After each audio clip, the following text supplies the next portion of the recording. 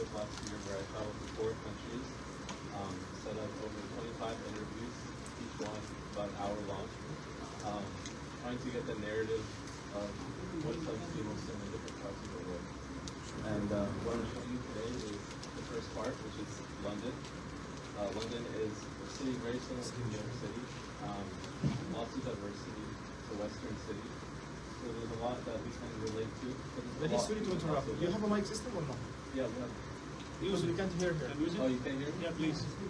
Okay. Start again, please. Okay, so London is a city that a lot of us can relate to, but there's a lot we can learn from as well. The Muslim community there is a generation earlier than ours. So they started in the 50s and 60s, and they developed themselves a little bit more than what we have here in the U.S. There's a lot that you can relate to too, though. I mean, in terms of diversity, London is one of the most diverse cities in the world, like New York is. And you'll see in the documentary, I talk to people from different cultures, different ethnicities. I talk to people who weren't born Muslim and who became Muslim as well. So I'm trying to give you a real panorama of what the community itself is. And I hope that you enjoy. I hope that the narrative captures your attention. I hope that you learn a lot and you're inspired. There's funny parts, there's emotional parts. So inshallah, if you like it, please join me if I do future screenings for the other episodes that I'm planning. And also share the link with your family and friends, which I'll be posting tomorrow. So you guys are the first people to see this. No one has seen it yet. It's not public. But tomorrow it will be live on YouTube, and you can send the link to all your family and friends. So without further ado, let's begin, inshallah.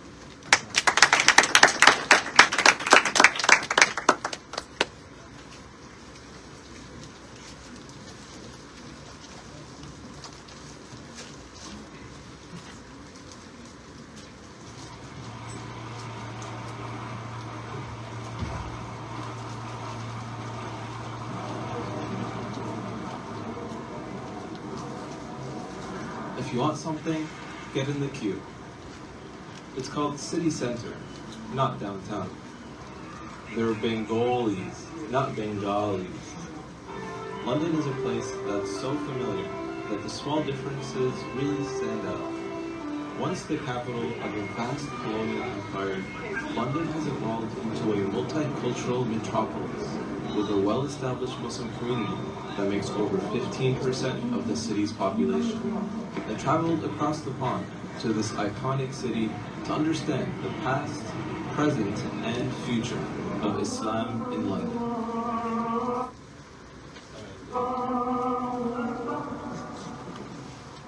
My first stop in London was the small immigrant enclave of Ilford in East London. I was invited as a guest on Islam Channel, a UK-based TV channel that caters to a British Muslim audience. I had the opportunity to sit with Mahwish and Tahrim and tell my story. 1 2 check 1 2 1 2 check. That's 1 2 check 1 2 1 2 check. That's okay. After the live interview, I spoke with Shuaib Muhammad, a producer at Islam Channel. My name is Shuaib and I am a producer here, so that basically means I take care of all the behind the scenes of various shows. I'm in charge of mainly the political current affairs shows and also the religious shows here on the channel. But the reason I enjoy being here at Islam Channel is because I have a passion for Islamic media. I feel like I have the creativity to think about great ideas, and I'm also passionate about talking about Islam and sort of spreading da'wah. So combining those two, the creative side and the da'wah side together, it works well here at Islam Channel, alhamdulillah. And what is Islam Channel's mission? To give representation to Muslims on our own terms, in the sense that we can create the narrative how we want, because we are Muslims, and we can put out what Muslims want to see or what they want to hear into the media, into the mainstream. Shuaib gave me a quick tour of the rest of the Islam Channel studio. So here we're at the Urdu side of Islam Channel was my first realization that the Muslim community of London has developed itself more than what we've accomplished thus far in America. To understand the story of early Muslim immigrants here, I spoke to Bangladeshi author and journalist Tariq Hussain. We went to Gram Bangla, which translates to Bengali village, a traditional restaurant in the heart of the street once known as Curry Mile. That's one of the owners, a good friend of mine. His name's Guljar. That's a good friend of mine. We call him a councillor. His name's Abdullah. That's his wife. And that's the High Commissioner for Bangladesh. So all of these people were involved in arranging a visit for King Charles to come to Bangladesh. I nearly called it Bangladesh. I mean, it's Bangla Town. That's what we call it Bangla Town. So as you know, Bangladeshi food is huge on fish. Yeah, this is a very, very Bangladeshi fish, okay? And it's the most popular fish in our country. It's called Ilish musk, but it has a lot of bones. Okay. So although it's the most delicious fish, you have to work hard to enjoy it. So this is probably my favorite, one of my favorite Bangladeshi dishes. In Bengali, we call it lota. We call it lota in Bengali, and it's been cooked here with the seed of jackfruit. Yeah, seed of jackfruit, prawns, and it's a Bangladeshi delicacy which is known as shutki, which is fermented fish. Okay, and we absolutely love this stuff. We throw it in everything.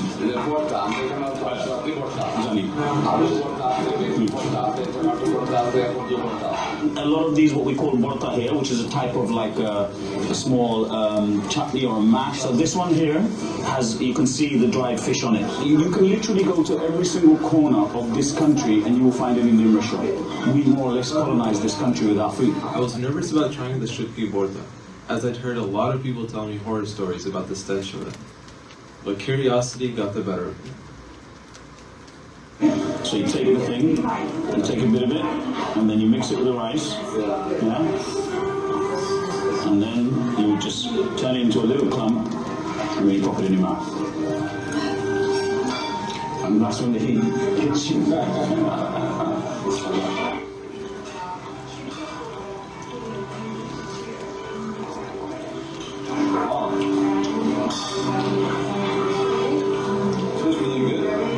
I'm glad you said that, because my Tunisian brother-in-law won't touch this stuff. Really? He's like, not for me. It's a weird sensation because it's spicy. The smell is a lot different than the taste. Yeah. So when you smell it, you think, oh, you know. This is a bit pungent. It tastes really good. Yeah. So am I certified Bengali for shutki? Oh, absolutely. Yeah, they'll give you a certificate on the way out. The tomato borta here, the aubergine or eggplant one here, and the potato borta, and the potato one over here. I think you're doing very well. I've had people run out the door, man. If you don't like seafood, then sorry. Yeah, I think, I mean, you're going to struggle if you want to really taste Bengali cuisine. It's fish. Yeah. The fermented fish taste is like, it's also in like Thai cuisine. So actually, yeah, exactly. People suggest that the food of the Bangladeshis is closer to the Indian mainland or even Pakistani food, and in many ways it is. But actually, our obsession with fermented fish suggests that it's closer to Southeast Asian cuisine. This is how hard you have to work to enjoy that Bengali Ilish mas. Finished our meal with some classic pan. Various sweet additions, and then you wrap it up and you pop it in your mouth like that. Chewing something woody and chewing a leaf. Normally, I would recommend you try a sweet pan the first time you try it, because this one is, quite acidic and very bitter. East London Mosque, called ELM by locals, is a landmark in the East London area. With its immense size and bustling community, this street is the home of the Bangladeshi community today. However, here on Brick Lane lies an older building with a ton of history.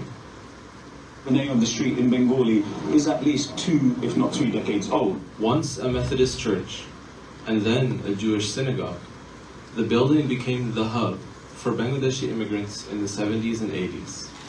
However, before the Bangladeshi community established themselves here, Brick Lane used to be a place controlled by far-right racist groups, like the National Front. Every Sunday, there would be a stall there being run by the National Front, the British National Party. In other words, the neo-Nazi fascists of the day. And this was right up until, if I remember correctly, the late 80s, when things came to a head, and the British Bangladeshi community said enough is enough. The great martyr of this region, Al-Tabali, was a man of in his 20s who was brutally murdered in the 1970s by a group of young, racist, bored thugs. And his murder was really a kind of pivotal moment and a turning point for the community. The idea of Paki bashing, as it was called, was quite normal. You know, people outside of the UK don't understand the connotations. Over here, I'm not saying it's the same, but it's akin to the N-word, you know, and that was a word that would be used to really, you know, it was used to oppress us. You know, it struck fear into our hearts when we were young children, and it is something that even now when I hear it being used, it's something that still kind of, I don't know, it still hits you in a place that you thought had gone away. You know, it immediately invokes a period of your life that you thought you'd left behind. So this is where traditionally a lot of the British Bangladeshi communities, they would grow up in flats like this. I grew up in a flat like this in a different part, not here. And you can see, look, it's very high security. You know, you can't get in without buzzers and tabs and what have you. And all around you see those bars there through a lot of the vigilante groups that emerged off the back of the racist attacks that we were experiencing as a community. And we actually have one of the vigilante groups' tag, as we call it, inscribed on this wall right here. Because right here you have, in the three letters, BLM. BLM stands for the Brick Lane Massive. And this was the local vigilante group in this area. And early on they were very much about, if somebody here or in the vicinity was at risk of being attacked or heard that somebody was being attacked, these were the guys that we knew would come to their aid. You know, these were the guys that were our heroes when we were growing up. You know, forget Batman, forget Superman. You needed the guys that belonged to these groups to be around if you ever found yourself in a tight spot with a bunch of racists. So we could be playing out in a place like this, innocently kicking a ball around, a few of us, and we would be ambushed by groups of racist thugs just out of the blue like that. And it was a response to that these gangs emerged, and so that they would then be patrolling in groups, huddled in groups, like the guys right behind us. They would think twice about attacking anybody. Neo-Nazis and a racist political party, they saw it as their territory for a very long time, and yet over a few decades the British Bangladeshi community has made it literally the heartland of our community. This is our village, where once upon a time it was a place that we were scared to be at night or alone. So yeah, it's come a long way. Yeah. Despite the enormous struggles they faced, the Bangladeshi community continued to grow and leave a legacy here on the lane. This mural was painted by a relatively famous British Bangladeshi graffiti artist known as Aerosol Ali. Very much a symbol of Bangladesh, the boatman. Yeah. Bangladesh, as I said to you, is a country of rivers, and so one of the most common sights is men rowing boats all over the country, right? And they're often dressed like this. But he's actually rowing his boat through a river that is neither the Shurma River that flows through Sylhet nor the Thames that flows through London. Because if you look carefully, on one side it is the bank of the Shurma, on the other side where you see the iconography and the skyline of London, it's the bank of the River Thames. So it's both rivers in one. And then when you look down to the bottom, we have a very iconic symbol of northeast Bangladesh, a woman picking tea. In Bengali, written there, the phrase Matir Tan. Literally it means the pull of the land. That's beautiful. And that's what our parents would say when we as young children didn't understand why we had to keep going back to Bangladesh. Because of course back then we absolutely did not understand our connection to the space. They would say it's because of the Matir Tan, because of the pull of the land. A new generation of British Bangladeshis is now rising from the roots that were so painstakingly planted by their predecessors. Part of the new school of young British Bangladeshis is Sakit who was building a community-oriented burger joint in the bustling East End. Such halal scene is insane. I mean, like, coming from New York, where we have a lot of halal food, I honestly was shocked. Like, I opened Google Maps, I searched halal food, and it's the most random, like, cuisine that never typically are halal, that are serving halal. I don't think we're there yet in America. I think typically our halal food, although it's very diverse, it comes from where there's already Muslims, right? Yeah, the London halal food scene here has grown massively over the years since I grew up here. And the thing about Muslims here, they're big on their food. They love their food. I think like this is always a progression. You start off takeaway shops, kebab shops here and there. That's the extent of halal food, and you get that from in Europe as well. So you get that's how it begins, and then it slowly progresses. And I think alhamdulillah we've progressed in such a way that there's so much diversity now. What's actually made it pop even more, I think, is this age of social media now. Like everyone's very explorative about food. If a new spot opens up, everyone's going to run for it, because that's what happens. Because the community is always on the lookout. That diversity of food, you can try anything in the world, even if it comes from a country that has 0% Muslims. There's a chance it'll serve halal meat here. Yeah, that's special.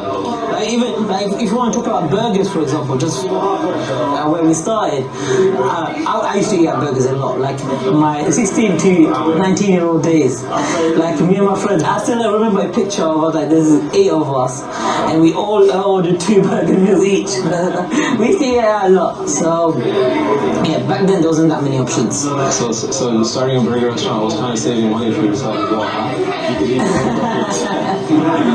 Yeah. Saqib's story is inspiring because he shows that when you really want something, the best solution is to build it yourself.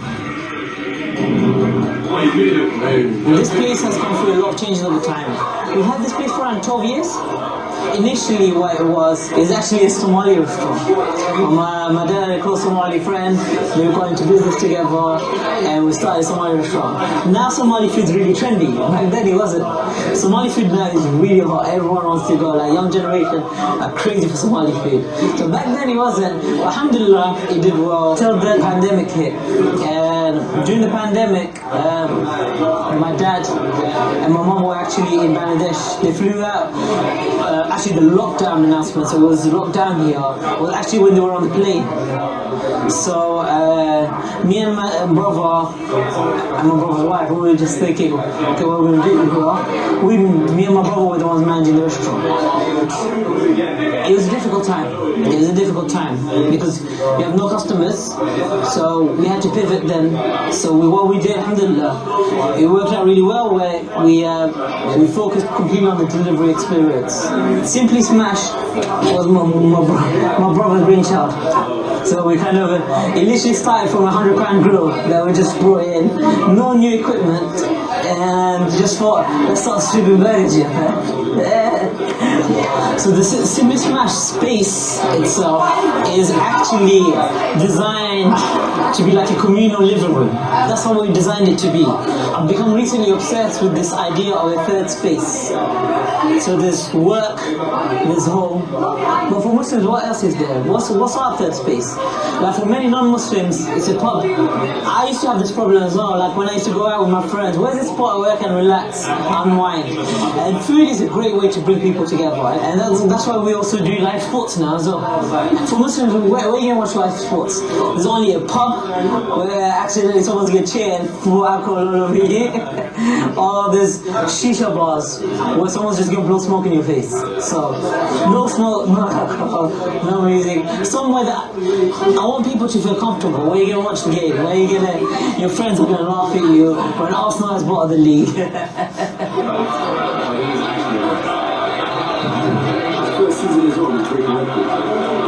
I think the best part that stands out to me about all the food is the sauces. Like, sauces, they're really good. Like, it's packed with flavor, unique flavors as well.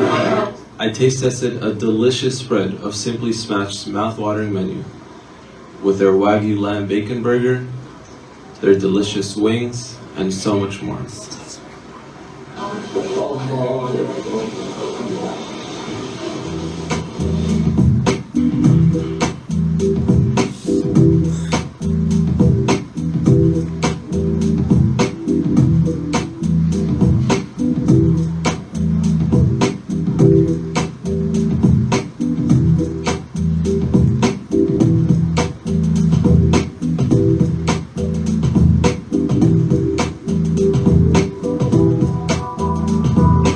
Bangladeshi Muslims have had one of the biggest impacts on London today.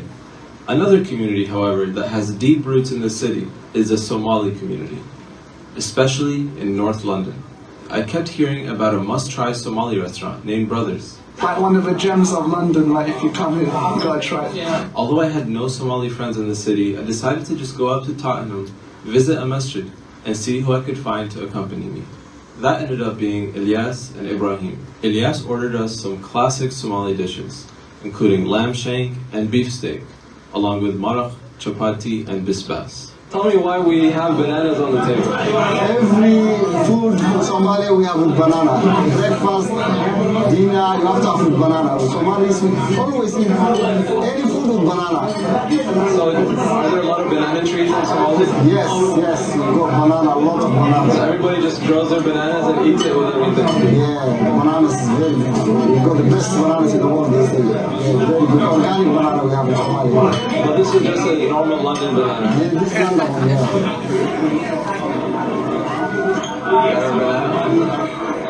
Take some banana and so this is beef, right? Yes. So we'll try the banana and the beef now.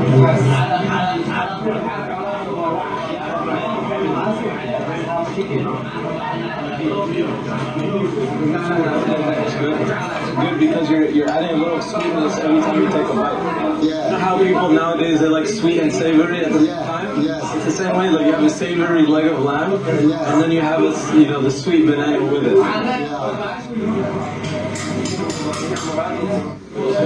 Gotta finish off with the shine. People actually in the West, Somalis in the West, they became westernized, their culture, so they eat slowly and, but when you go to Somalia, you see people, the way they eat, they just grab the hair from the meat, they just eat. MashaAllah, brother, this guy is already Somali, MashaAllah. So you're saying, in Somali culture, families have a lot of kids. But you also said that it's harder to raise many kids in the West than it is in Somalia. In Somalia, you've got mostly you got your families around, or even if you go away or you're busy, your neighbors will look after your kids. All Muslim countries, this is what is happening. So if you raise your kids in Muslim countries, it's easy to raise than the West, because in the West everybody is busy, nobody have time even for the kids. But in Somalia it's easier. My child in Somalia now is only 3. He goes to the shop by himself and he buys what he wants.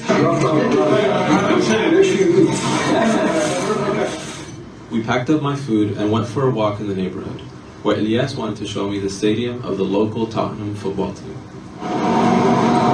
Wow, Tottenham Stadium.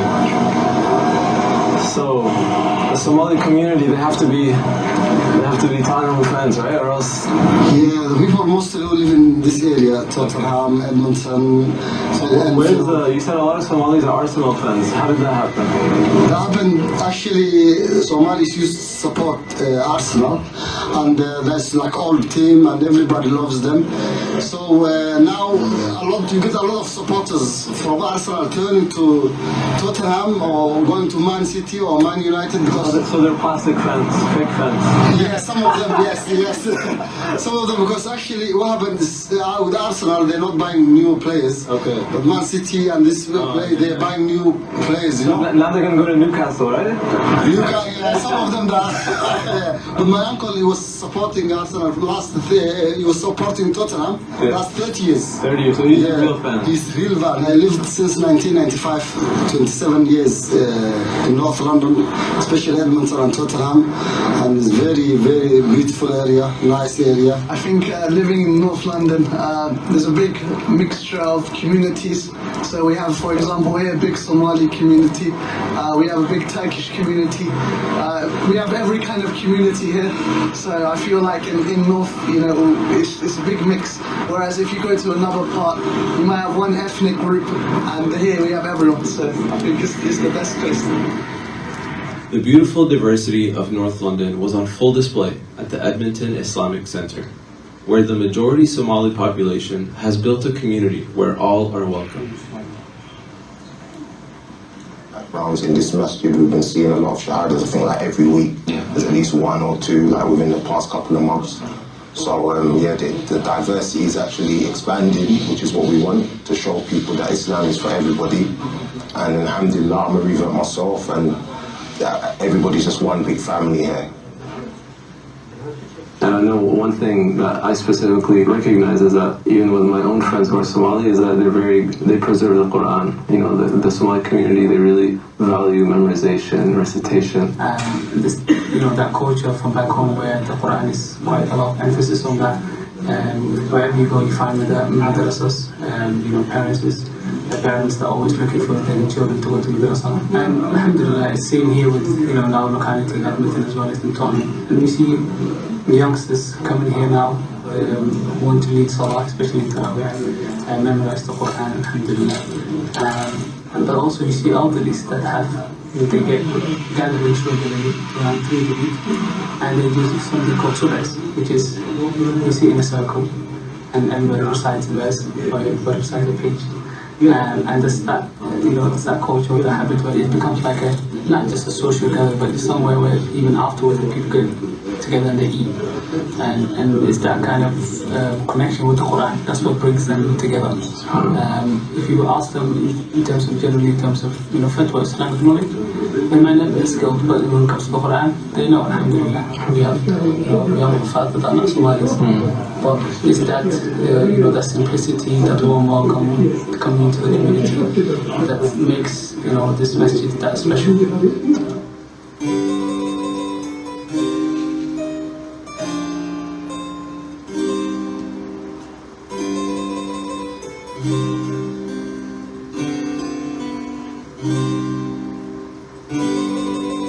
My trip to London coincided with the coronation of King Charles III.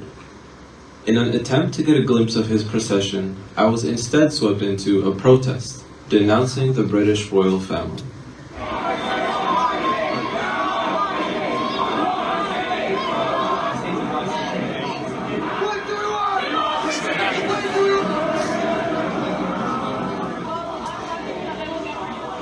Protesters noted the widespread cost of living crisis as a reason for their dissatisfaction with the wealthy royal family's role in Britain, while the king was carried in a golden chariot. Average Londoners were struggling to put food on their tables.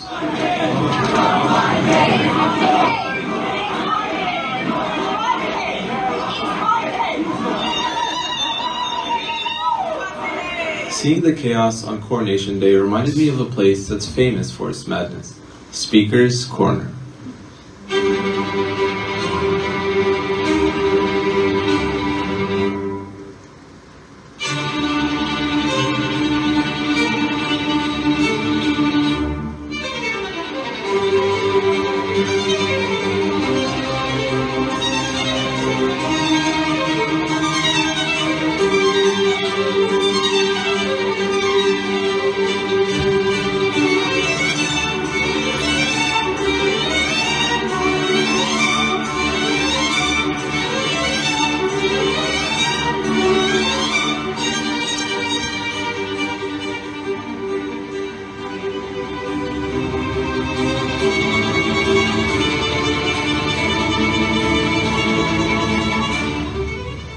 Speaker's Corner has a very old history, dating back to the mid-1800s as a platform for free speech and debate.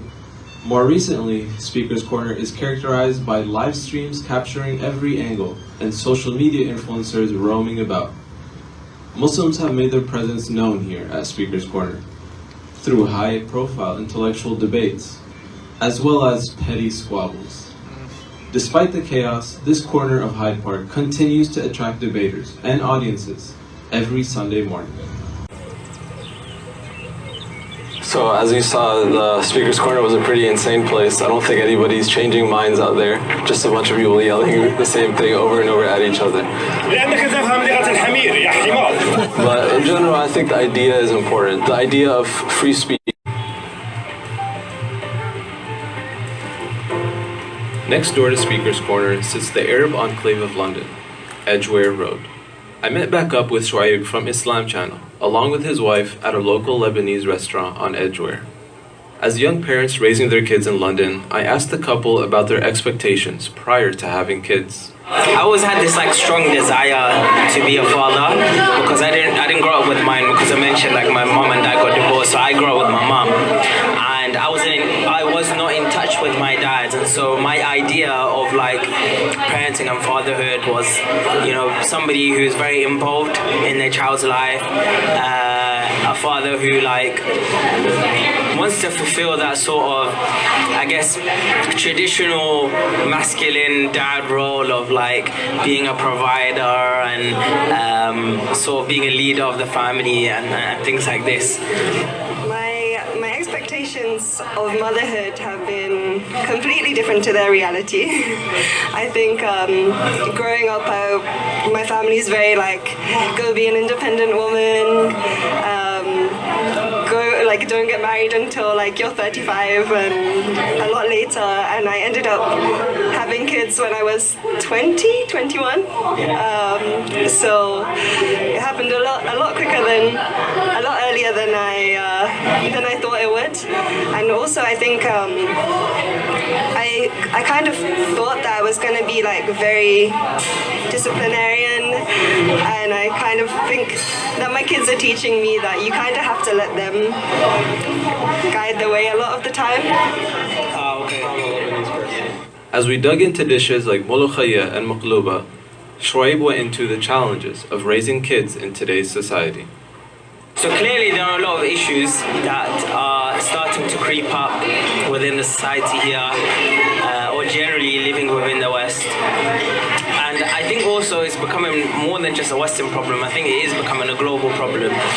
Certain ideologies, if we just start from things that might not seem so obvious, like just individualism, you know, just raising your kids in a society where people only look out for themselves and people only look out for the money and the profit, and people forget about family and family values.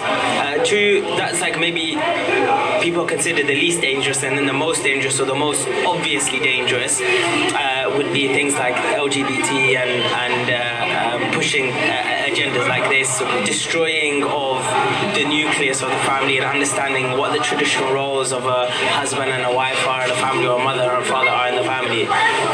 So I think most people are looking more towards that when they're talking about the problems of raising kids in the West, but I think both ends, the whole individualism and this, does raise those problems. But I think overall that is something that's a global problem anyway, at least in any major city that you go to. So even if you went to a very, to a Muslim country, Pakistan or a UAE or a Saudi Arabia, wherever it is, right? At least in the major cities, you'd find these same problems. If there wasn't for Muslims being here, then I wouldn't be Muslim today.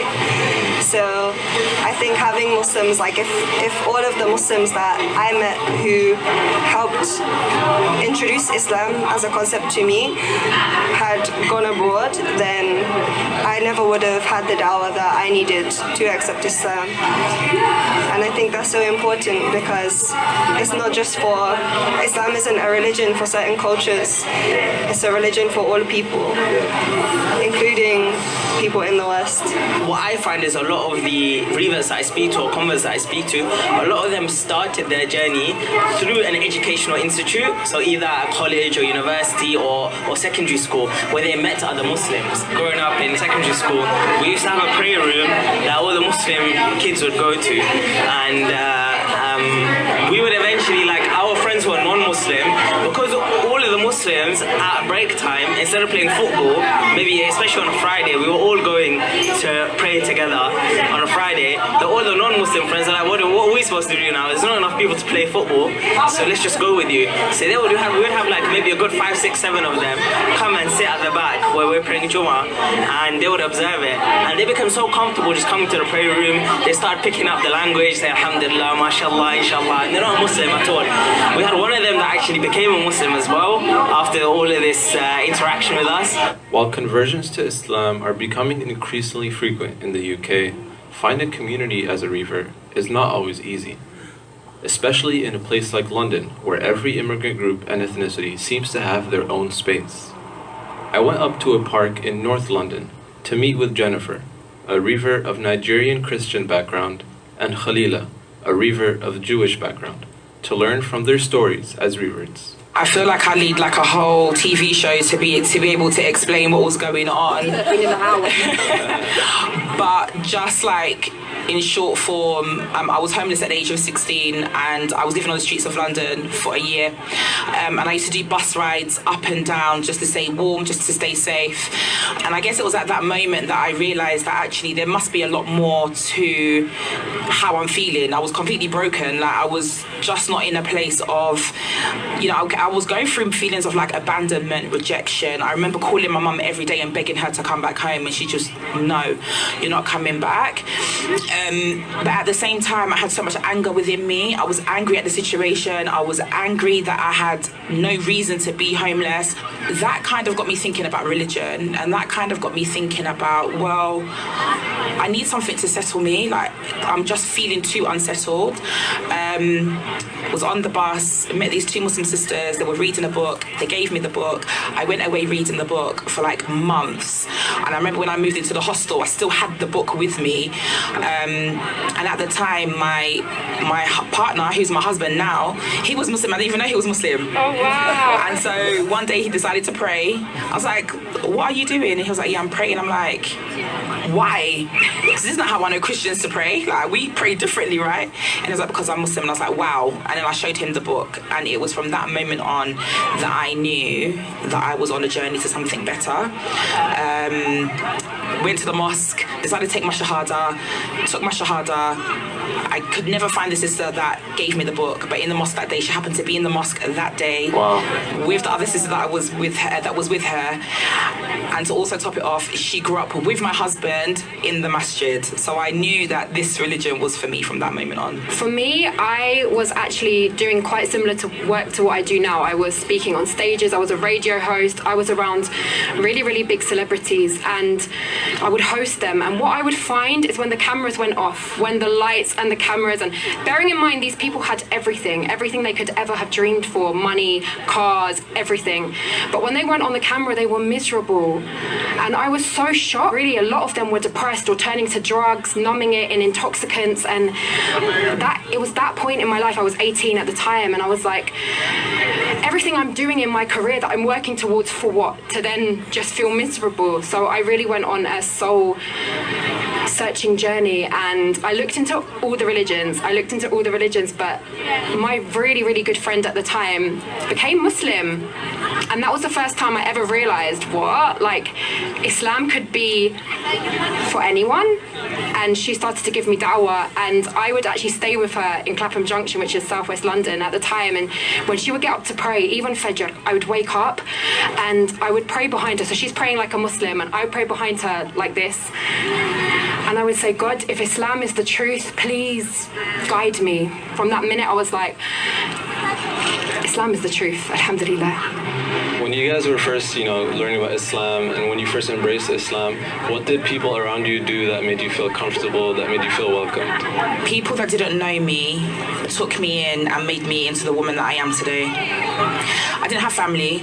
My parents are estranged from me, and not by death, just by the fact that they don't want to know me. And this is why I have such huge love for my first adoptive Muslim family that I call them. I learned my first insight into other cultures and traditions. They gave me my first hijab, they gave me my first abaya. And I remember the first time I ever went, before I was Muslim, into an older auntie's Egyptian. She was Egyptian.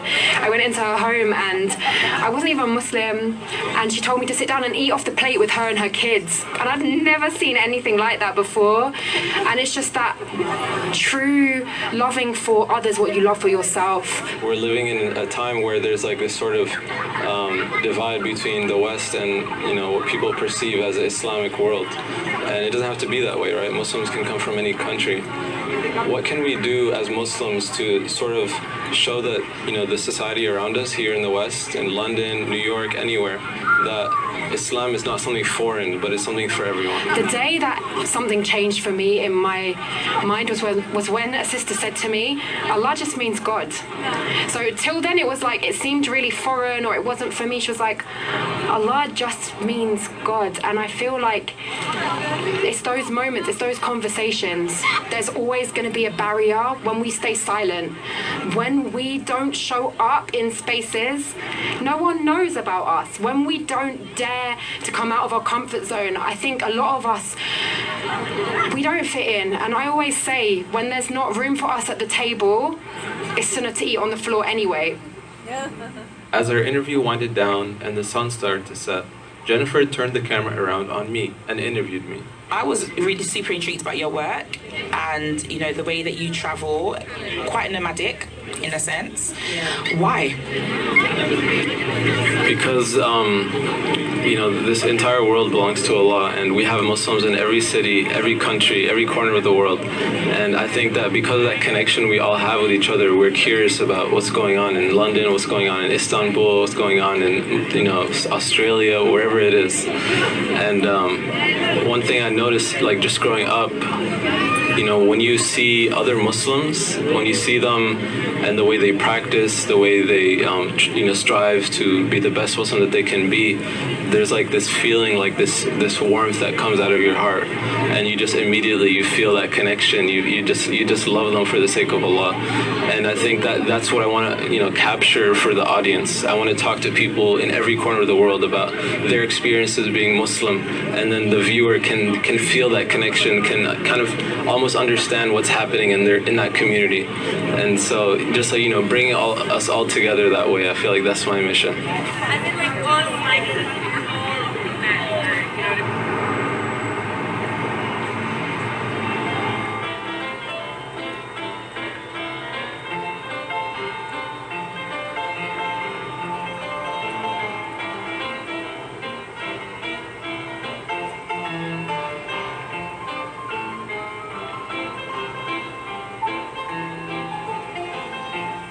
It's fascinating to see just how far immigrant Muslim communities have come in this historic colonial capital. From humble beginnings, Muslims hailing from as far as Bangladesh to Somalia have planted their roots here, have built institutions and masajid, and have shared their culture, cuisine, and even their faith with the locals. Muslims in London today are mature, confident, and inspiring. As I leave this iconic city, onto my next destination, I feel that the future is bright for Islam in London.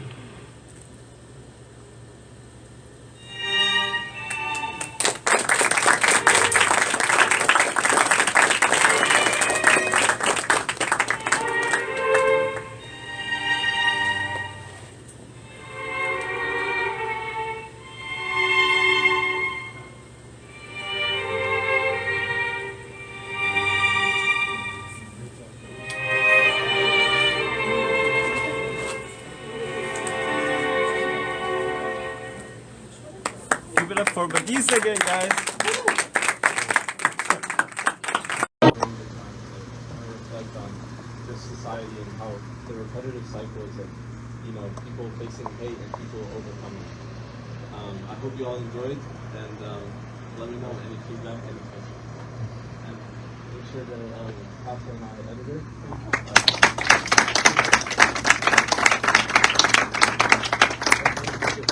Level 1 to level 10. That was a lot for Yeah, I just had like a little camera and I was just like going around. There was a lot of shaking. The microphones weren't so great, so we did some magic to make everything come together. I was having that. But it worked out. I think Badees did a very good job also with writing. He's a very good storyteller in terms of like writing or telling it.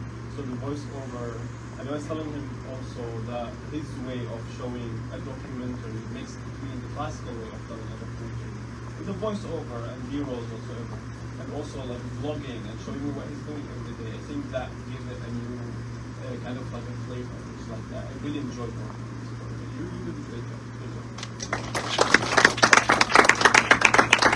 The challenge is to put it all together.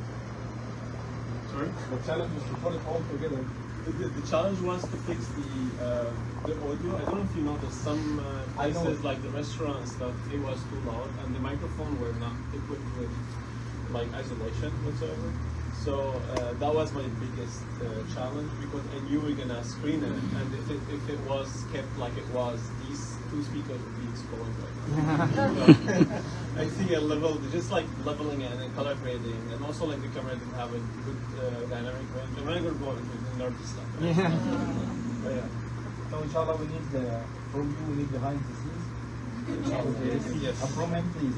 It's already on my Instagram. I need something personal. Luckily, this was before Gaza thing.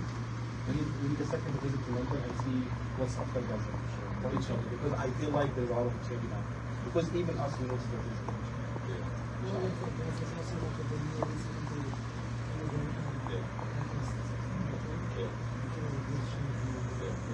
I think we have questions. Yeah. I have a question. So, London being a big city with a mix of people, and you saw like, all those ethnicities, it was just kind of surprising like how they all had their own places, all separate places. Was there like any interaction or connection between all those communities, or like how did they all function together? Yeah, I think it's a lot similar to New York actually, because I'm from Texas, where we have big community centers that everybody kind of gets, like, it doesn't matter where you're from, you all go to this one big center. But because of the space issues, it's expensive to have space in a big city like London and New York. So a lot of times what will happen is immigrant communities will come together, people who might even have known each other back home, and they'll come together, they'll pool their funds, and they'll make a little space for themselves, where they speak their own language, they're friends with each other already. So it's a little bit harder to kind of develop a bigger network, right? I think in London, like things like Islam Channel are very important, because that's the kind of place where it brings together the different communities in one space, in one room. And the people who work there were very diverse from all over the world. So they're kind of bringing that intimate knowledge of their culture, but to a place where they're making content for everybody. Some of the bigger masjids, like the Regent's Park Mosque, that one is a little bit more like government funded a little bit. That one's really big, and there's a lot of events there. But I think it's hard. Like we have 96th Street Masjid here, that's similar. It's government funded by the government of Kuwait, and that's why it's so big and it's in the middle of Manhattan. But it's harder for us as just regular people to kind of pull money together and build a big space. I think that what we need to do is kind of build those networks, build those connections. Even in London, I think that's something they can also work on.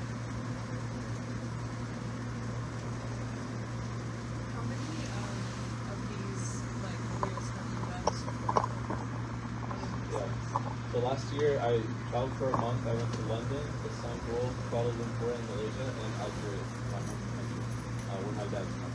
I was from. But so I filmed each place. I was there for a week. And Istanbul, Malaysia, we're working on it right now. Same camera and Inshallah, we wait another year? No, it's already almost done. So we'll be coming out soon, inshallah, with the other two. Algeria, I think I might take a little bit more time, more in depth, and I was going to multiple cities, and it's more like family oriented. So I like I interviewed my grandma and my aunts and stuff like that. So that's more. I think I'm gonna save it for a little bit more, but in the next month or two, you'll hear more news, inshallah. Sure. This is the first one. Yeah. It's not out yet. It'll be out tomorrow. So you saw it first.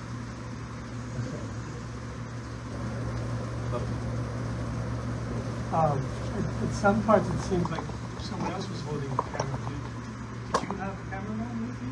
No, sometimes I would set it somewhere and then just kind of move. Keep an eye on it. Not a tripod. Yeah, like on a little tripod. Yeah, I had a very small tripod I had because I was living out of a backpack. So I had a very small tripod, the one that can like bend around so it could like stand on something or hold on to something. But we're on the tripod. I think it should be put down. Yeah. So yeah, basically it was just me walking around with the camera all the time, and it took a lot of work to make it all come out together, but it was very low budget production. Alhamdulillah, I hope that the product was good. And I hope you learned about the audio, like for the next time you're filming. Yeah. I thought next time I come with you. Slightly bigger budget to go along with it. Yeah. We made it work.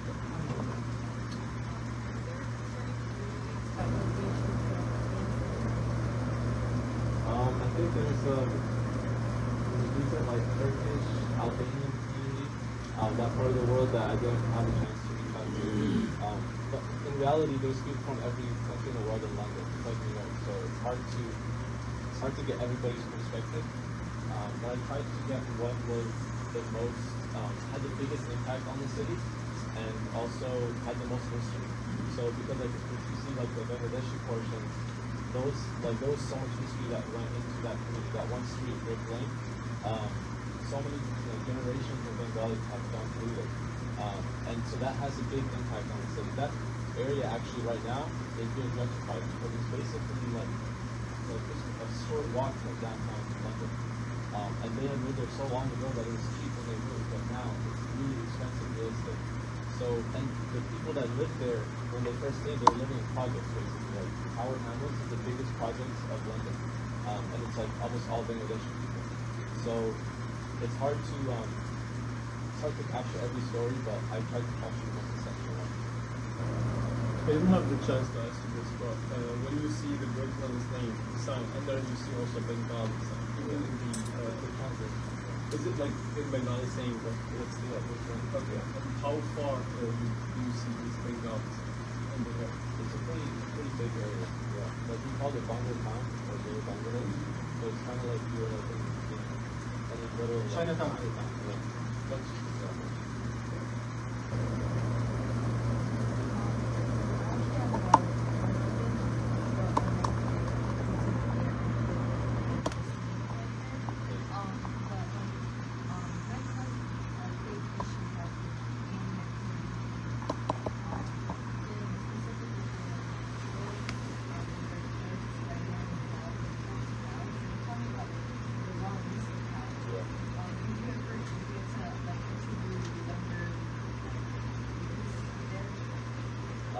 I spoke to the youth kind who were a little bit more on the right side, I guess.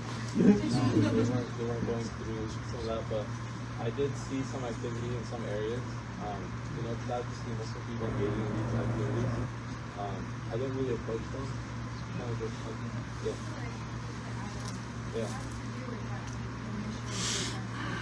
Yeah. Yeah. Yeah. Yeah. Yeah. Yeah. Yeah, like you mentioned, they basically perform small games to protect themselves from being attacked at random. And I think in tough situations, in tough places, tough neighborhoods, behavior of being aggressive, having to be a little tougher with people. And it's hard to be, that soft, gentle personality that we like and we aspire to, and also work in a place where you're at risk of being attacked all the time. So it's completely understandable why the situation is as it is. But I think that's becoming less and less of a problem as the community has developed itself and has enriched itself as well. A lot of the Bangladeshis are starting to move to other suburbs outside of London. So, they're going to good schools, they're going to universities. So I think it's a natural progression of the community when you come and you live in an area like that, near downtown where it's dangerous. You're going to have some people that unfortunately fall into, gang behavior, but you're also eventually going to get a little bit out of that and improve your situation.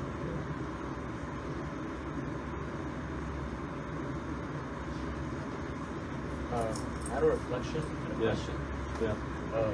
So when one of the weavers said that she will learn about Islam, and just like have these separate conversations with Muslims. Yeah. Just remind me of the ayah, the Prophet hadith, where the Prophet said to tell about him even with one ayah. Yeah. Rough translation. Yeah. So I know just a good reminder. And my question was, what are your long-term goals with the Focus series? So you're to other cities, all over the world. How does it look for you? I think that there's a lot of possibilities. Right now, what I'm focused on is getting the rest of the footage I have out. That's going to be the majority of my focus for the next few months. outside of work. But I think it's definitely a possibility. I hope that this video and the other ones kind of reach the right people, reaching a nice audience. I hope that it resonates with people. I hope that they learn a lot from it, they share it, and if so, we can see more in the future. So I have the question in my mind, but I'm trying to phrase it. Like, who is your target audience? Who do you want to see your movies? Whether Muslims in various parts of the world, non-Muslims? I think the best thing to do is to make stuff that you would want to see yourself. No matter what it is, that's going to be, you're going to have the most motivation when you come at it from that perspective. And like I mentioned briefly, I think I'm really curious about what other people like me are doing in other parts of the world. You know, talking to people, Muslims from different countries, different cultures, completely different, you know, place that they're in, like a whole different situation, and yet we share this one thing that is so fundamental to who we are, and that one thing gives us such a strong connection that I feel like even if all the other stuff is different, I'll still find a way to connect with them, I'll still understand them. And I think that's why I was so curious. I was like, I want to know what other people are doing. And so yeah, I think for other people like that, other people that are curious, young Muslims, I think that's my audience. I guess I have two questions. One is, between the 4 cities, it was like London, countries like Algeria, Turkey, Malaysia, was it corporate? And what was the scariest moment being in a backpack? Scariest moment? When I had an interview coming up and my camera was dead. Yeah. He said, what was the scariest moment? What was my favorite city? So I think Algeria was really important for me because I've never been before since, you know, I went when I was a young kid and I didn't remember that at all. And I didn't grow up around Algerian people, so it was a journey where I discovered my own roots, sort of. I went there barely knowing the language, the food, anything. And I learned so much. And so I think that one was really important for me. But I also really enjoyed Malaysia. I think that was a very nice city.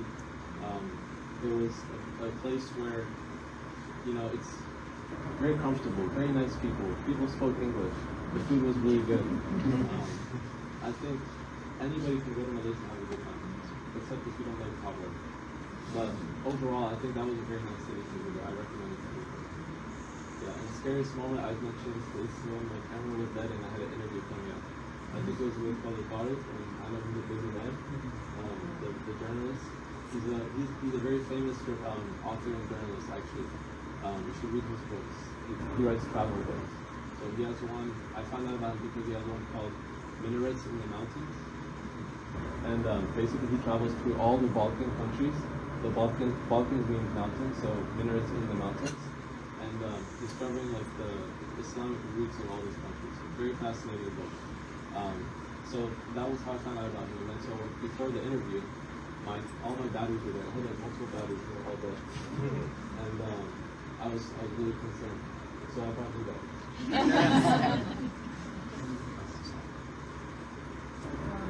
I was just curious about like, so I know in the majority of Muslim countries they kind of have like a consensus about the method that they follow, but I think that in New York and like presumably London, there's a lot more diversity in like the different methods. What did you notice in London about that? What was like the most common experience? Yeah, I think that goes back to kind of like the diversity of people and how the masjids are often disconnected, because each masjid has its own like basically which method they follow and which scholars they listen to even sometimes. And so it's hard to you can't just walk into a place and know for sure, but you can kind of assume based on what's the ethnicity, you know, what method you should, like in Somalia they usually follow the Shafi'i method, so you can expect that if you go to Somali masjid it's a Shafi'i community. And if you go to the Bengali masjid, it's a Hanafi community. So that's kind of the easiest way to tell, but definitely there's a lot of diversity. Instead of like if you went to Malaysia, everyone would be Shafi'i.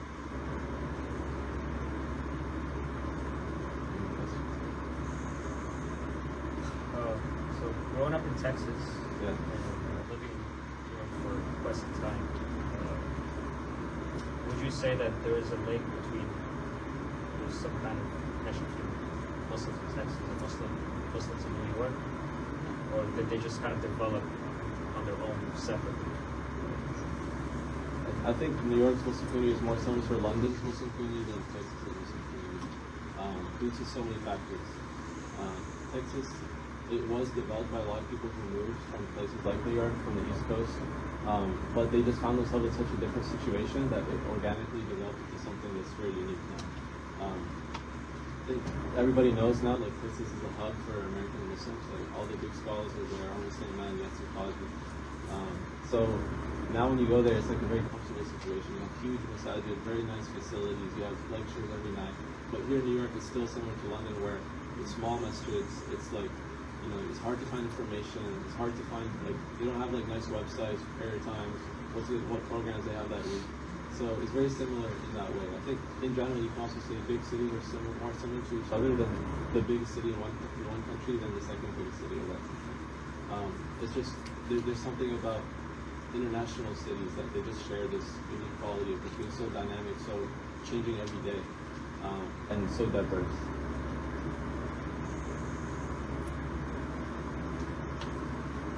How much raw footage did you have to work with? And were there any interviews that didn't make it into your cut? That's a good question. There was a lot of raw footage, of course. There was an interview that didn't make it, which was a few young guys, young Bangladeshi guys, who showed me around the campus of the university there. And I would say it probably didn't make it because when I make a storyline, there has to be a certain message with each segment. And I think that one didn't have enough of a message. It was more just like a tour of college. And so it didn't make the final cut. But each interview that you see on screen, there's 6 segments. Each one is at least an hour of footage. And so I have to find the best stuff and condense it down to like 5 minutes. So it is hard. And like, you can't tell like that sometimes when he says something and then he says something else, that was 2 separate conversations. But I found the link in it and I put them together. So that's like, you have to kind of create the story on based on what's the most compelling narrative, what's the most compelling information that was shared. But that's kind of like the magic that goes in behind the scenes.